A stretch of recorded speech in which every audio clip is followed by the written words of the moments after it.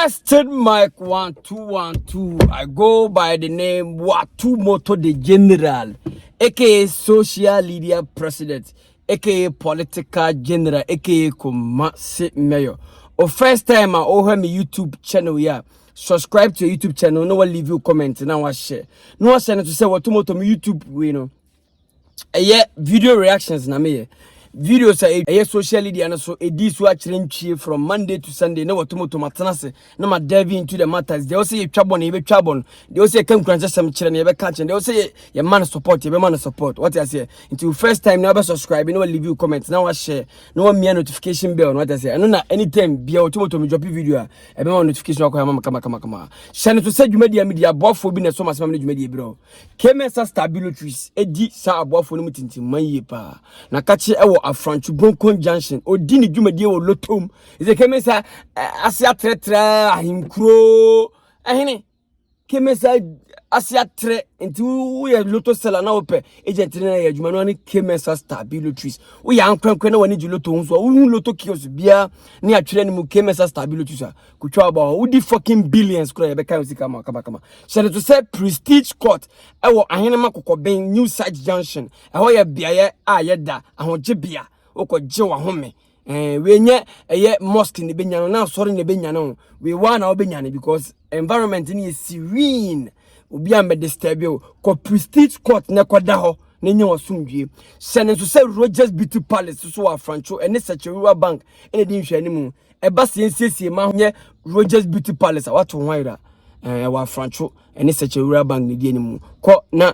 Rogers Beauty Palace nye bi ma na sene so say kusi casual wo masalachi down bantima ono so dini dwumadi o fashion se yem pamata de panto kusi casual number 1 ye mongran sem no me moko first video ye me ankasa na menya adaji twaye my visit to DVLA and their office airport runabout me fa sem ko register me car na me ko duru one big man you people are trying to tell me say o de yanko video ni me yanko message here yeah DVLA office na agba peso sa no yeah it's a biometric.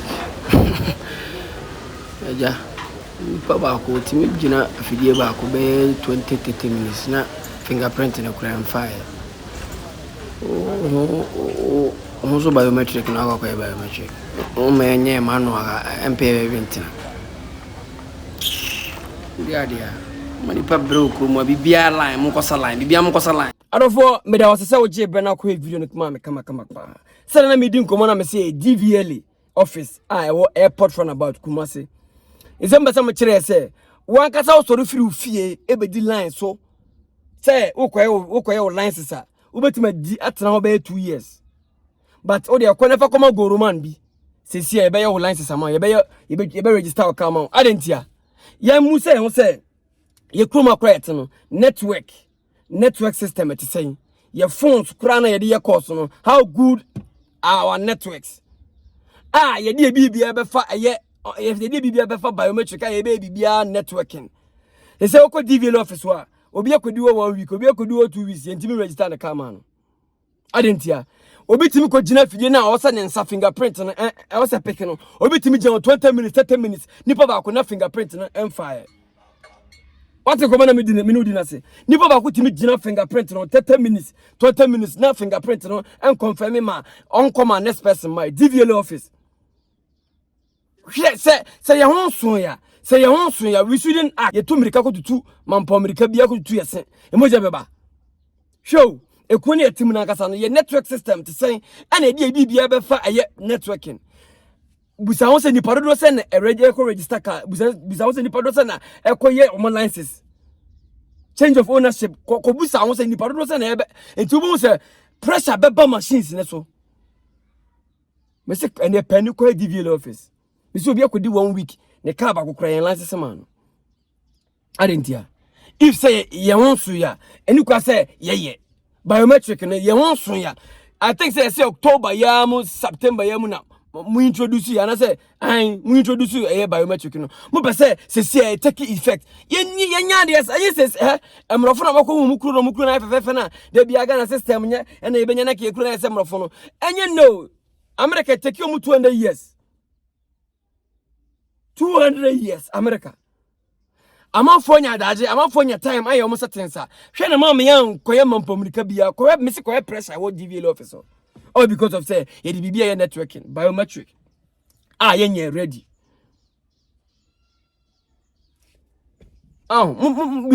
ye kuro ye di bia politics ye di bia politics because anya politics on from mampomrika we say wo be say won change bibia just some hours within some years some months on fan change adia e wo say take years na ye. What are you telling me? Vice President, if say biometric no ye nya ready a emfa be share consesi na mama ye bread do mama ye bread me say na pressure wo di na boys na kasa mo ye adwuma okro mo bread shout out to man like Njomo na me shira mo pa mo ye adwuma mo boy adwuma but anya mo fort settings be changes be akoso nti am boys ne bread wo DVL officer adai yes ramo ye kuro no ye fa ye ne obi ani competition ye kuro we na ye wo mu no ye ni kuro bi ani competition ye ramo munya ntobase ma ye kuro no mu de ye kuro ni to America do biometric ya wo kokko ye hunya nso ye misi eti kuro makura wo no network o phone call no o phone no network kwat say na wakaje say DVL office kakraka we ana DVL office say wo Ghana nyina no ye be bibia biometric bibia ba be internet hwe enya gudi boys ne bre ene me say me am de mani akọ bi the boys are suffering over there. Yes, Ramo, ye mpanyifo no I am monya de favor mo nko na workers no monyo mo we no timamfo no ye adwuma DVL no monyo mo samodwira mo aka monya sa de wi me say ne pa koye pressure wo mo so de dinatem de ka adwo chere ka because nipa ne hunu say o me de misika ma me de ada na wa che blah blah whole lot of story but enyo mo ada ye bibi biometric ye kora ho so ye edini wa tomoto generate ke social media president ke kuma semeyo me ka kire Ghana for mpanyifo ne say biometric no ye nya ready amunyi tuntu ba bi na ye kakra be fa mutumi fa se sia mbe poye sinyina because ye wo ye to nya ne ya ne nyinyini it take time asane be nya duru sei oh mamu se kro na mu kokro nya mo dia 4 years na 8 years na e kro nya mo dia e kro ne Ghana for nyina dia ye nya to basema kro no ade ni se munu ni mfreni masem no na me se ko DVL office ho me se obi abedi 1 week ne ka ba kokro ye register man no ade no o mani pa bre okro ma sa mo so mtwe ni paka ama DVL boy si bresa mane ama fo ke koma bi de me se de edinatem manim ye jama fo atem ti obi ni obi se me na me se ye jama fo atem because ohun so de sika man ade ne mai ade no so nya ne fort edine wa tomato generate ke social media president e ke kumasemeyo first video e DVL office ho abodom pema enipa nko nipa ma na ma ko hwe no share to say kusi casual Rogers Beauty Palace KMS Star B Prestige Court and I have bought for some of the Jumedi bro dan nyina na se ne so ko social media no so na o pe spiritual people follow mo Rabbi Nigel spiritual man follow na Rabbi Nigel or social media platform no so TikTok open Rabbi Nigel na ni nkodi nkomo what just say ya kwa sika video ye post of Arabi prince of SM na one adisef militants na ba ko nya ntoko ya kwa post ni mrasisi Adolfo, you knew about so here manager Arabi, so here manager. Welcome back, guys. Send to say Rogers Beauty Palace, Kusi Casual, KMS Star B Lotteries, Prestige Court, and I am a boy for a dan den, almost so much, and almost 1 month did you make what tomato 101 every over YouTube. So, so first time here, subscribe, no leave you comment. Me mako we post of Arabi. Prince of SM send Arabi a post to you 5 days today and only or say I really need a manager so bad I know the emoji way too on emoji no good na comment section at the self fans at the self and also no a militant member of militant and all should I say the 5 years contract you claim you signed where it passed Beans artist let's say at the self so reply to a year Arabi say na say wo na wo se wo ne Shatawale and wo SM e 5 years contract e wo hene sa 5 years contract na wo hene wo hia manager Beans artist na anya Arabi there also by reply say 2024 and you still hating law who doesn't need a manager if you get problem with one don go face and stop they try me law again I was never a militant like you. I'm a fucking prince. Go check. You been under me before the story was written. You my boy. Stop the hating. K. And yeah, I need a manager. If you get one for me, test me. Arabi so comment and I reply no. Or just say 2024 and still brother man is hating on a brother.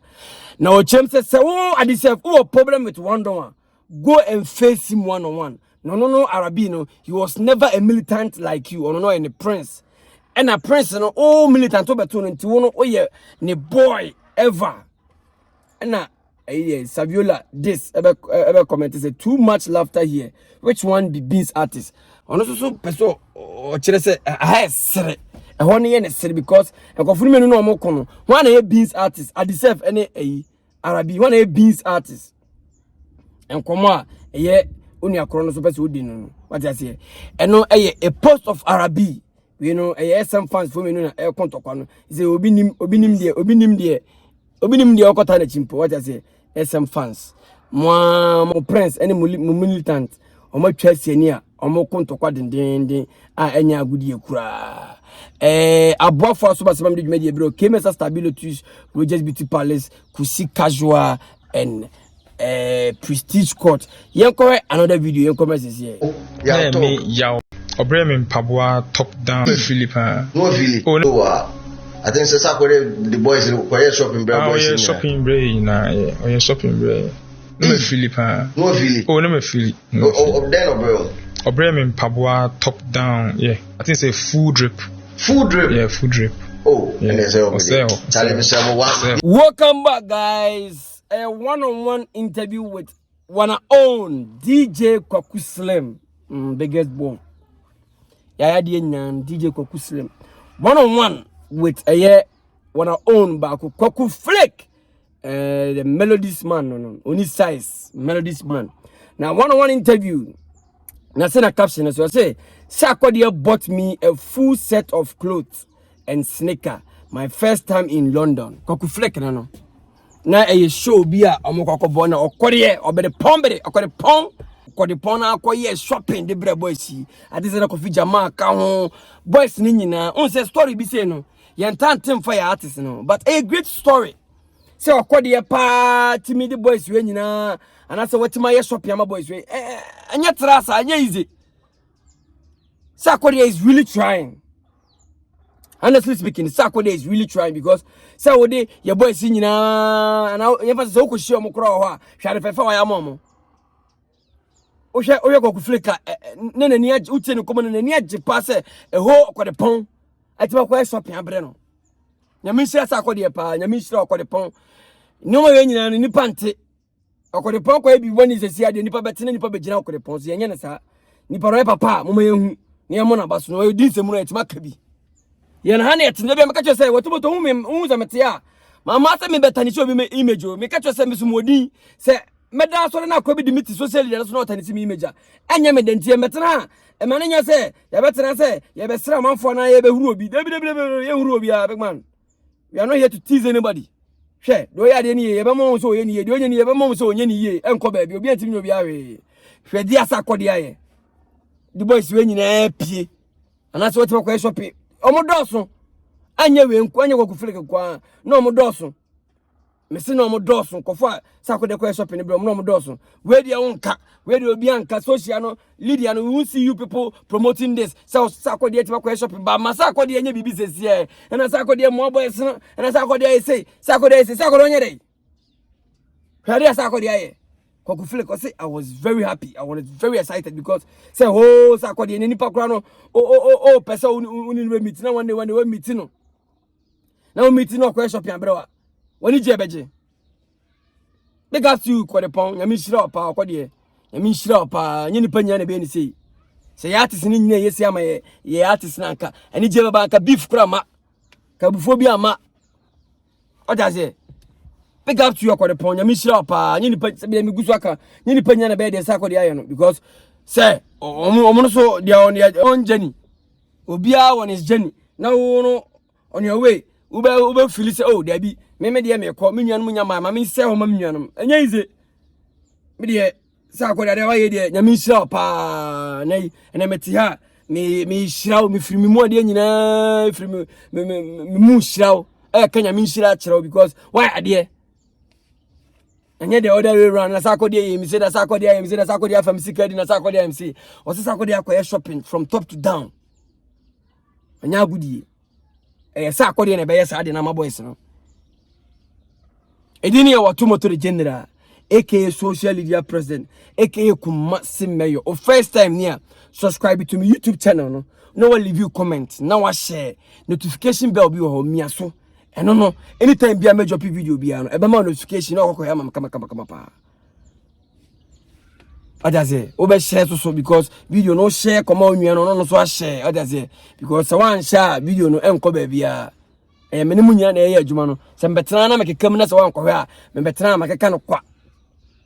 Odaze. Now share so professional JC in the seminar, professional JC.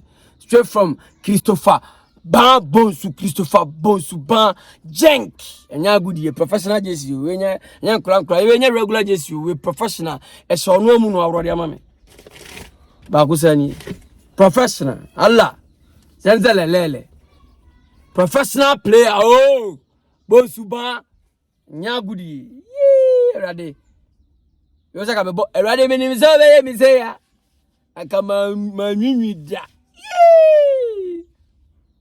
Muham professional just ya washara ga say agudi professional babos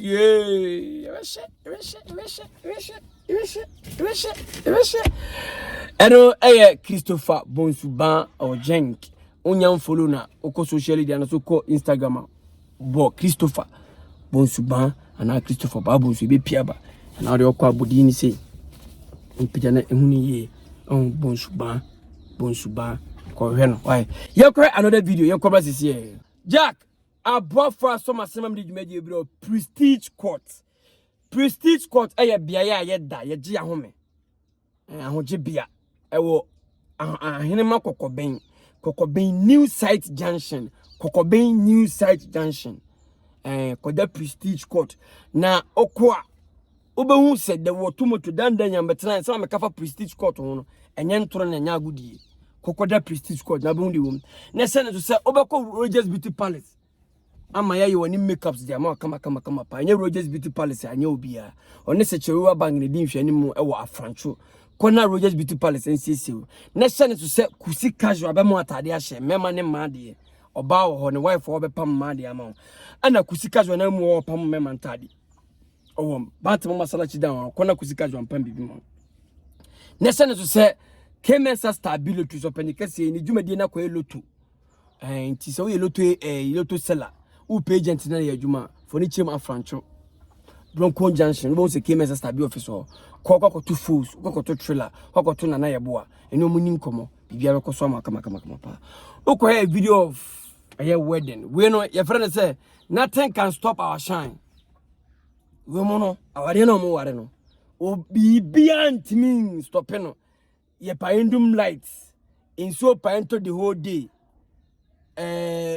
enipa pa onka so onko nobody can stop our shine wedding we no in so mo awiamu ye be no ebinie one ne ho kani the bridesmaid no anwa obia groomsmaid obia nam groomsman anwa fo no obia nam bi we nya wedding ketwa o chenchenche big man ayiwo baby me anam koye MC omo se bibia because oma bre o ma bra bonim omo nka bomu ne enye ni pafe omienu nka bomu enye ni pafe nti omo no from day one omo hia ebesi ne no oma man say bibia ntimi stop o ma bra bo na omo bo no nti on their wedding day ensuo to eho yiri ye wo ateche mewo aforo mewo no enu bi nie mesumi gina me si mi ginam me se metamochi fi se mo ankasa no mabamu mu ya me MC mabamu mu machines ni so sinso ni mu a ye bosso wedding way e dey say awade we begu because couples o mo tie mo ase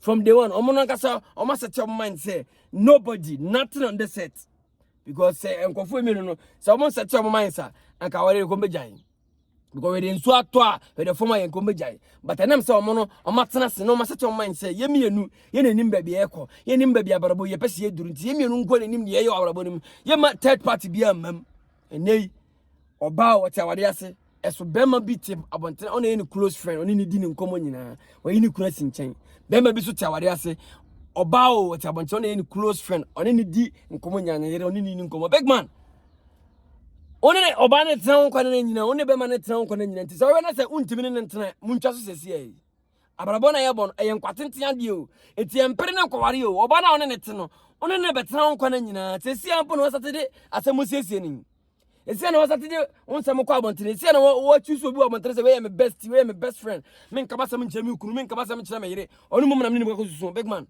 wo yire no ane ukunu mum na ada ho wo yare na ada ho a obehwu bana wa abontene be ma na wa abontene satam ko ebi kwa na ne gay bi aba satam bi na yiri bi aba satam bi ono so ne boy bi aba na ne kunu bi aba onya time mount big man fa yire ye wade nyina fa wo girlfriend ye wade nyina fa wo boy ye wade nyina fa ukunu ye wade nyina ne jai se ukunu achi ompena achi no wo adamfo bi won che se woni ne ka wasem nyina eniye o hwe couple so wedding na nothing can stop our shine no sa don beso mo kire o because ensu etoi na hwe atacha abai still omo nam so mbe mo wedding mame papa be ma na one ne tene manu nya wade nyina oba na ne tene manya wade nyina so wontimi ne oba na ne te eni nkomo mo nkomo wontimi be ma na ne te eni nkomo mo nkomo ho na beti na di nkomo na ga sa haye ba se be di agoro what is ka ko ware ba oba so ati asema be ma tiska ba waro wa wontimi ni nkomo hu so oba na ye masho wo ye kwa hu so oba na wakati no be ma hu so oba ba ro big man o ha obi awa na o ha ho onya ready anka anko ware onya ready a men ko ware no be ha ho no be ha nkola no be ha oba na mu big man because the offer na ne kono na ne konko na nyina sisi a no we na we no ma bi na mo atwa so abrabona ye bono e ni genti ne wa ha o we na se nipa na ne san o mo ni gi a twa so ne ko ba bi onya by force o mo de da bi e kasa se me che nipa na ne te no o mo ni gi wa we happiness bi anima anya by force ana ba no uno bi ampian fi na ntafo kura beduro no bi afa na adwene ntafo o beduro bi afa na adwene obi en lie o se me de madam fo no na me na bokojo o ne na bo anwata frɛ wo bekun edini ya watu motor generate ke social media presido eke ko maxime eke political general me say to say 2024 day in day you ever humi oh phone so because day in day you be drop video ai na ko subscribe na ko hwe video hwe video no maninsi why hwe video no maninsi a minya hwe video no maninsi mesrɛ mo hwe video no maninsi na monka mu nsɛm nkyerɛ me hia mo comments madama ebi kwa me kwa so me di nsɛm nu nti me hia mo comments moy edini ya watu motor generate social media preke ko maxime o first time you subscribe leave your comment and share. I'm out. Share my message. When your friend, nothing can stop our shine. Mama so me yedi ombe ware. Mo yedi ombe ware. Omo nenim de nti omo so ombe ware. Omo nenim asetran omo te.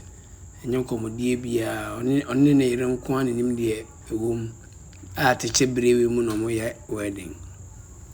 Jack abofra so masem de dwumadie bro prestige court eye bia ya da ye gi ahome ahoge bia ewo ahenema kokoben new site junction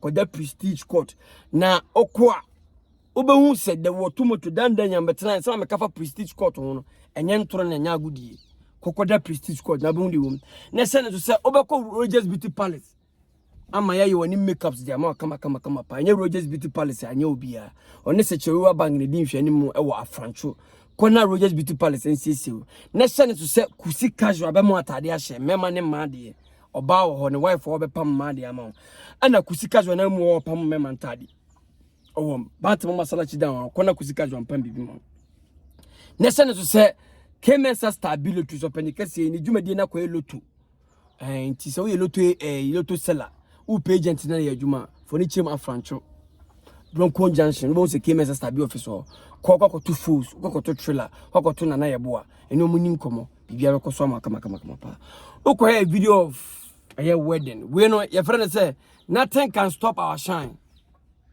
we mo no aware no mo ware no o bibia ntimi stop no ye paendum lights in so paento the whole day